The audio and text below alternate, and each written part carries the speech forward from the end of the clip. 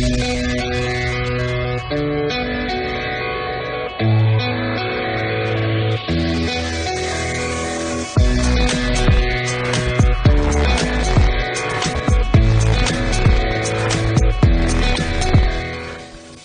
و کارها برای تصمیم‌گیری‌های روزانه‌شون همیشه به نظر مصرف کننده‌ها نیاز داشتن.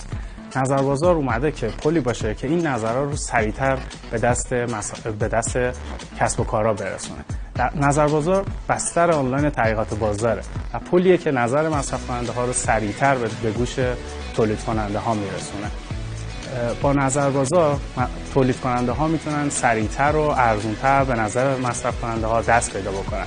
مصرف کننده ها هم بابت مشارکتشون توی سیستم و جواب دادن به سوالا مشوق و هدیه دریافت میکنن.